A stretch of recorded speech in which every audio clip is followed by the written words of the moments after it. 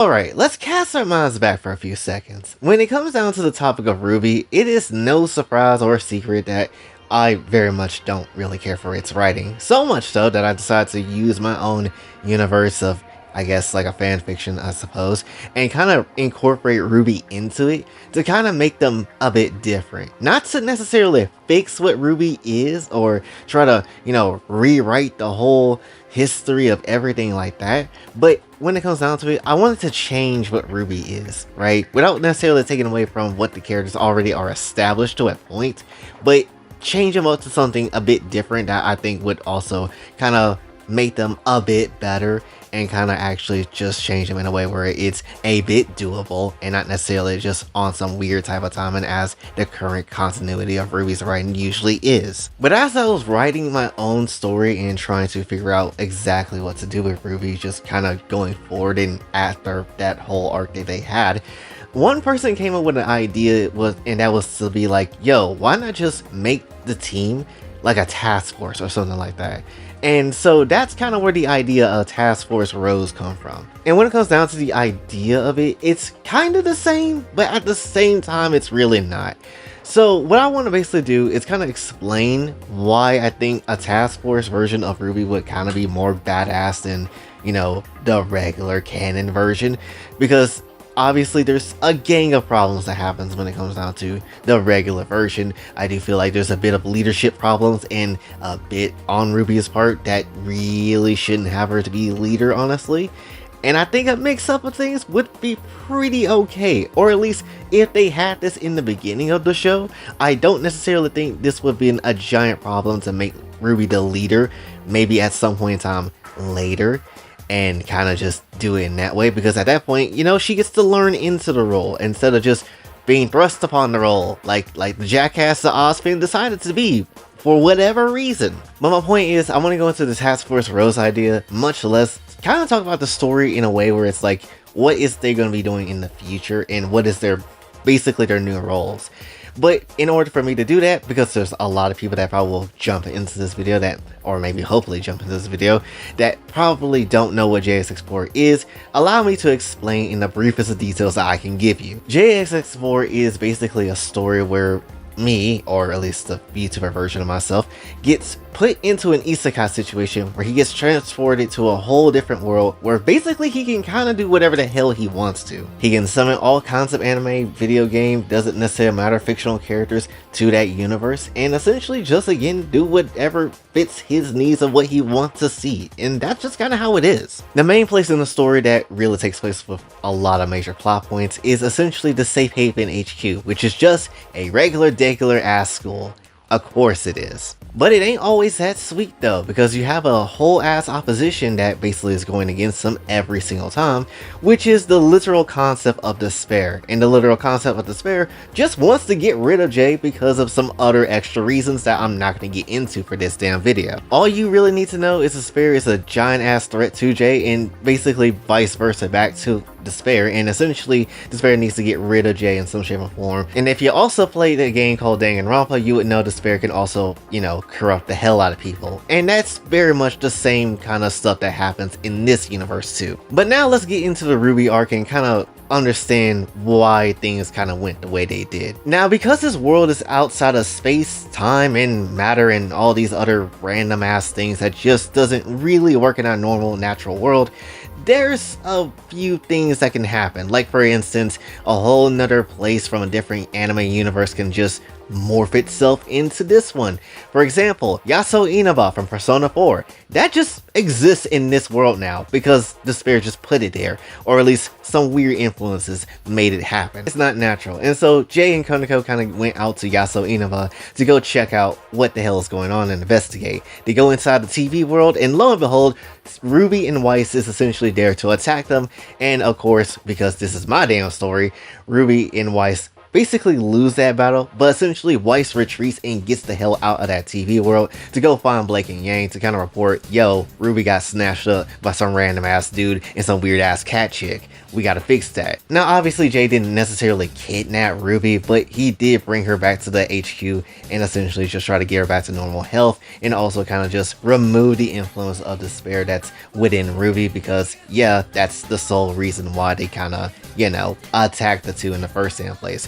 Made it seem like, oh, Jay and Konako are going to destroy Remnant for whatever reason, and that's obviously not the case. And as RWBY woke up and tried to, you know, talk about this whole situation and basically getting pissed off at Jay for, you know, basically accusing her for being a bad leader and all the other stuff that essentially I've said about RWBY that I don't necessarily like, it comes down to blows where Jay gets his words in and changes RWBY's mind, at least to be a bit more open, to understand the concept that, damn, I kind of suck as a leader, but I wouldn't mind trying to learn how to be better. And that's essentially how this whole kind of thing goes. So after that, they go ahead and try to give RWBY a nice little warm-up exercise to be a bit better by teaming up with Neo. Yes, Neo and RWBY are friends in this universe, or at least they had to build up that relationship for a few days. And while that's happening, Yang is basically taking over the entirety of Team RWBY, or at least what's left of it outside of RWBY. And when it comes down to it, she's a bit toxic, and she's a bit of an abusive, slightly person when it comes to her relationship with Blake. And that's not necessarily fun. So essentially they try to figure out, alright, how do we clap back at the person that took RWBY? And so they get the bright idea to go to the HQ, basically brute force their way there, and essentially kidnap Yukari, one of Jay's, you know, girlfriends in this whole thing, because it's a harem anime, shut up.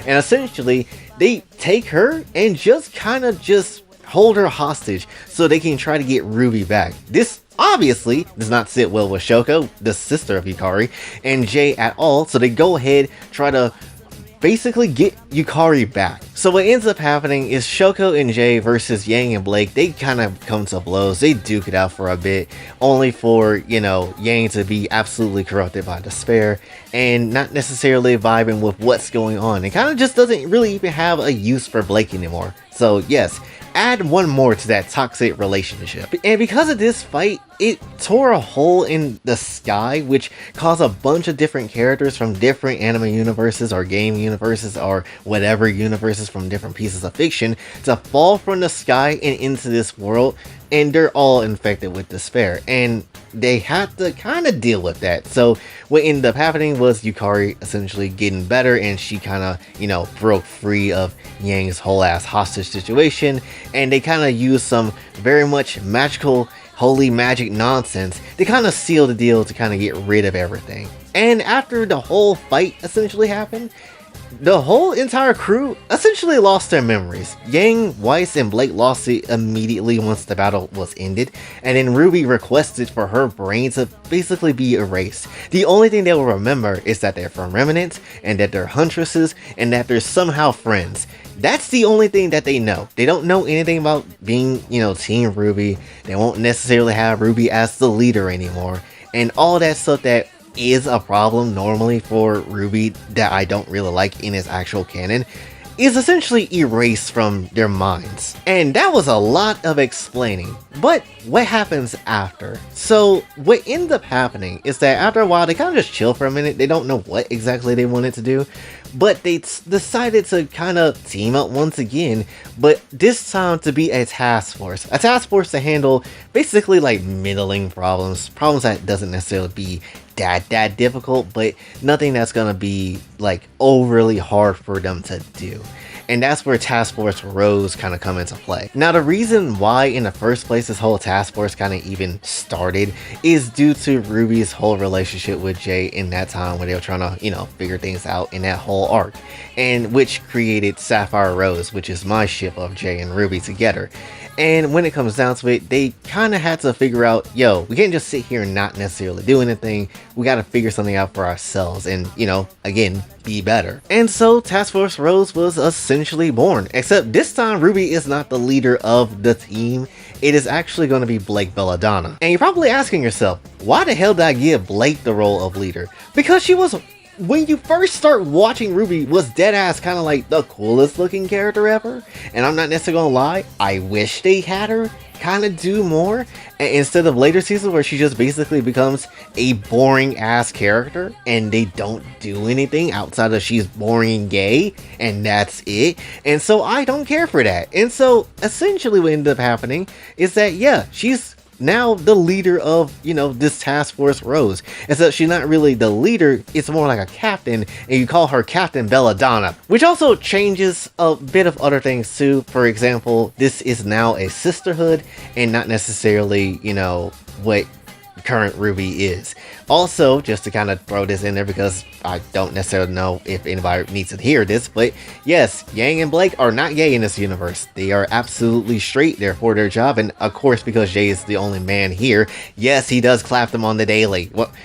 Why would you think that? It's a harem anime for a reason, and it's going to be a ridiculous one at that. But really, their whole job here is essentially to be like the Black Ops of this universe. And they obviously roll with like other people that helps with like the security and surveillance in this world too. That's why Sage is like the person that kind of, you know, knows, or at least supposed to know, a lot of the things that happen with this universe. Yes, I do mean Sage from Sonic Frontiers. That's just how it is. And she does have big ass booba. And basically, Task Force Rose's whole thing is that they're just guardians of the main city that is like below the school.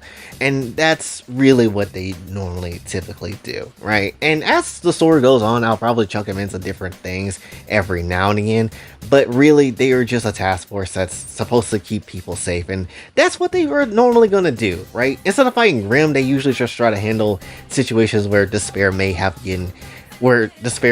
gotten things out of control or people out of control and try to, you know, fix it up the way they can and try to subdue the situation. And that's really what they're gonna do. And as things kind of progress too, there's also like other places in this world where people live at, and you'll have people kind of come through just protecting the area. Like for example, there's a village outside of the city which Ataru from Kamikatsu kind of takes like, you know, jurisdiction over to protect the people that is there. And that's just how it all is. And also, I do want to add into that the leader of the entirety of the security and surveillance is a character that also comes from a different world that has basically the same dang role but in a game, and that's Chevreuse from Genshin Impact. She literally has, you know, the whole thing of being like surveillance and security. So why not just give her the leadership role if that's just how she is in that game? Just put it in here. Except in this universe, Chevreuse is like a bit more laid back and not necessarily gonna just whoop your ass in the first chance she can get, and also a bit of a freak leak, so that there's definitely going to be that. And if a situation were to get serious and they absolutely need Task Force Rose to just jump in and do something, they would get their orders from Chevreuse. And that's essentially, again, where my headspace is for this alternate universe of what RWBY would do. But that's essentially, I think, everything I could really say about that AU. The only thing I haven't said is that, or at least I will probably plan in the future, is that Neapolitan will probably be a part of Task Force Rose, and essentially she's the only person that remembers everything that's happened, including what happened in that story, and essentially what happened in the regular canon of RWBY 2. She's the only person that remembers anything and everything of what happened. Now, I probably hear you probably typing in the comments, how the hell does this fix anything for RWBY? How does this make RWBY a bit better in some shape or form? Well, for one, and mainly for me, I'm changing this stuff for the things I personally didn't care for, right? And yes, you probably could see it as a way that, you know, you could change it for yourself too, but still, I don't necessarily like the idea that RWBY was a leader. Again, I feel like if she worked her ass up to that role instead of just getting handed to her, I feel like RWBY would have been a bit better with her choices, right? I don't think we'll have the fiasco what happened in Atlas at all if RWBY just, you know, was smarter for like 5 seconds and not necessarily needing to lie to Ironwood. Just in general, I feel like things would be a bit better.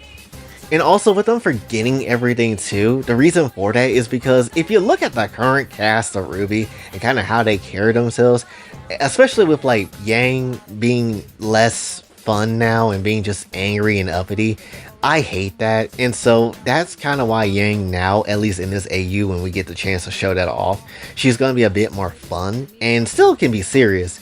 but a bit more fun, and also learn how to control that anger of hers and make it sharper to use as a weapon, right? And basically Blake will also kind of be a bit more serious, but still can actually have fun too, without necessarily being on some weird type of time and like, oh, I gotta do this alone and all that type of stuff. And nah, that's not gonna be how that works.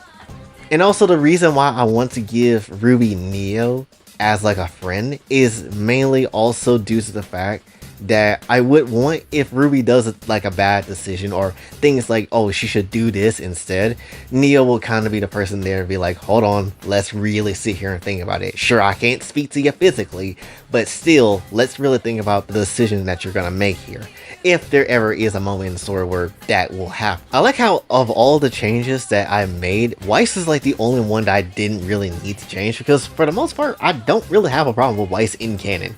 At least for the most part, I don't really have a giant problem. But overall, still, I really just wanted to make Team RWBY, or at least, this version of RWBY, just a bit more of what they kind of used to be, and then at the same time a bit more fun. Because one of the problems I have with RWBY as a whole, and I've said this before in a other video, is that they don't feel human. They don't have moments where they actually have fun, and when they do, it's like the most cheesiest thing on the planet, and it's kind of like whatever, right? But you think I'm joking when I'm like, yo, if you gave RWBY like a beach episode, or like an episode where they just chilling for the whole time, they would actually be a bit more better written characters. You could take moments for them to actually write them to be a bit better. And I promise you, as much as people be shitting on like filler arcs and things and stuff like that, those help develop the characters further, especially if they are just always serious all the time. Like, there isn't a moment in the show now where I can sit here and just be like, oh, they're having fun. No, they're not having fun, and if they do, it feels like the writer is forcing them to do so, and it doesn't feel right, And that's like the biggest thing about RWBY that I don't necessarily like, is that they just don't feel relatable, I suppose. They don't feel human in a way, because everything they do is a bit serious, and then all the decisions that they make can lead into some really stupid things that you just question the writers for. And that's the whole damn thing. Like, sure, my whole story isn't about RWBY, like the whole AU and everything, because of course it's gonna be about Jay and the story that he goes through, but still I wanted to at least do something that just put in my mind what RWBY can be when it's done well. Because here's the thing about RWBY that, again, I'll say for a lot of the time, is that it is a show that has hypothetical good potential, but never cashed in on it in the way it should have. And it kind of makes me think about even other shows like My Hero Academia. Like, if the fan base wasn't so ass and let Horikoshi just, let him do whatever he wanted with the characters and let him breathe for like 5 seconds and just do the typical anime things, I feel like the characters could deadass be a ton more better and a ton more well written than what we actually have gotten in the final product of the show. And again, it would have been better if the fans would just stop being pansies for like 5 seconds, but lo and behold, we didn't necessarily get that. And I'm dead ass even thinking about maybe doing maybe like an MHA arc at some point in time in the near future, once this current situation with the Guardians and stuff kind of get done. But letting your characters breathe is so much needed in a story, especially when you're doing a giant storytelling thing. And people don't let them breathe, and it's like, what are we absolutely doing? I understand more than a lot of people that writing a story, putting this stuff together, is hard work. It is not something that you can just spam out and throw out pretty easily. It's not necessarily something that you just push out whenever the hell you want to, and you really have to sit here and think about it. Like, it's hard to make a story really good, or at least in a way where you're satisfied with it, and it's easy as hell to screw it up in whatever way you want to, and that's just really how it is. And I'm a one-man guy that's kind of just making that story too. Imagine what other people on YouTube kind of do when they try to write their own things as well. Like, it's not, again, easy to put that stuff together. You think something like what Dai Tomodachi does with, the Kakyoin waifu reviews or whatever, and, the Gohan verse is easy to put together? It's not. Same thing with, like, Otaku versus with the Oda-chan show, and a lot of things that they do whenever the hell they have time to upload. It's not easy for them either. So, it's a lot of work to kind of consider. And that's why last month you didn't really get an episode of anything, because it's a lot to kind of think about in terms of where to go, how to say this thing, and how to kind of put this thing out there and present this piece and that piece. It's a lot, and at the end of the day, it's just something that can easily get screwed over. And that's why at times, especially when you get people like the guys that write RWBY, it's annoying, because it's like it could have gone in one way, but they just chose not to. And essentially, you kind of have to feel like, damn, I feel like I need to rewrite this, or at least do an AU, because what I see is not necessarily what it should be. Or at least, into your opinion, that's what you kind of think. So, that's essentially, I guess, all I really wanted to say for this one. Again, I really like the idea of Taskforce Rose, or them being some type of, like, Spec Ops or Black Ops type of, group and organization that kind of just helps people, but at the same time, be a bit better in doing so and just remain a sisterhood. Again, that's really like my biggest issues when it came down to how, RWBY is canonically and what they aren't. So if they were like that, I feel like that would be a ton more better, right? So that's just how it is for me. But hopefully you still enjoyed. If you did, be sure to like, share, subscribe, hit the bell notification on my outs, also on the socials. And if you'd like to donate to the channel, Kofi and Cash App is available as well. And until then, it's boy Jay, signing off. Have a blessed day.